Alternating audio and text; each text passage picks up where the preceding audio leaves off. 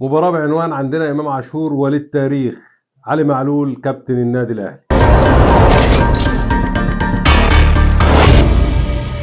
قبل ما نتكلم وندخل في تفاصيل مباراة الأهلي والجونة، أنا عايز أقول لك إحصائية بسيطة عشان تعرف قد إيه المباراة دي بتكون رخمة ورزلة على النادي الأهلي. الأهلي قابل الجونة 6 مباريات، قدر يفوز في مباراة وتعادل في 5 مباريات. ده يثبت لك إن النادي الأهلي بيعاني فعلا قدام الجون. والنهارده النادي الأهلي عانى في الشوط الأول في أول 45 دقيقة قدام الجونة، بس عندنا إمام عاشور هو عنوان الفيديو او عنوان الحلقه النهارده. عندنا امام عاشور، اللاعب اللي بيثبت لك كل يوم ان هو كانت صفقه رابحه للنادي الاهلي، اللاعب اللي بيقول لك ان انا عندي الحلول اللي محدش يتوقعها، اللاعب اللي بيعمل لك تفوق نوعي. والتفوق النوعي مش ان انت بس واحد على واحد تقدر ترقصه، لا، التفوق النوعي ان انت بتوجد حلول للفرقه بتاعتك في جميع مناطق اللعب، ومنهم التسديد على المرمى. في مباراه معقده دايما لازم يكون عندك حلول فرديه، زي الترقيص، زي المهاره الفرديه، زي التسديدات، زي الكور الثابته. ده كان من ضمن حلول النادي الاهلي النهارده. انت الشوط الاول كنت بطيء جدا وكنت سيء جدا في مباراه اليوم. في الشوط الاول، في الشوط الثاني قدرت ان انت مع الصبر ومع تغييرات كولر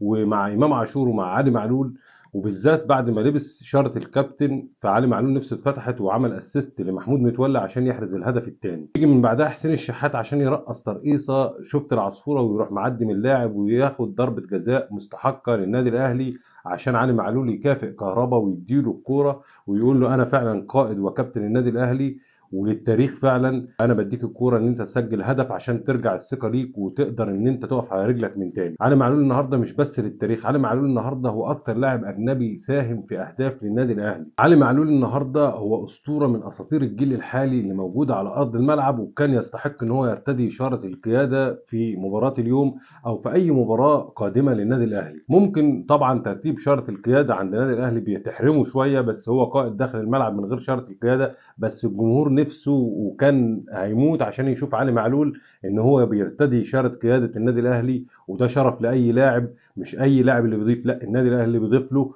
وفعلا علي معلول النادي الاهلي اضاف له، وبصراحة هو ما قصرش مع لعبه في النادي الاهلي، وكان دايما متألق في تاريخه مع النادي الاهلي. النهارده مباراة شبيهة شوية ان انت بتعمل بروفا لمباراة الترجي. هتقول لي لسه بدري وهتقول لي لا مش وقته وانت تتكلم في كده، بس انا بقول لك فعلا شبيهة، لان انت محتاج في مباراة الترجي هيلعب نفس الشكل ده كده بتاع الجونة، فمحتاج ان انت تلعب اكتر على التسديدات من خارج المنطقة، ومحتاج ان انت تلعب اكتر على الكور العالية والكور الثابتة. النهارده النادي الاهلي تألق في الاثنين، سواء في الكور الثابته احرز هدفين منها كورنر ومنها ضربه جزاء، وسواء في التسديدات واحرز منها هدف لامام عاشور. احنا شفنا اداء النادي الاهلي يعتبر اللي صنع الفارق هو اللعيبه اللي عندها مهاره في اداء النادي الاهلي، وفعلا تألقوا النهارده وقدر النادي الاهلي ان هو يفوز بعد عقده الجونه 5 مباريات تعادل.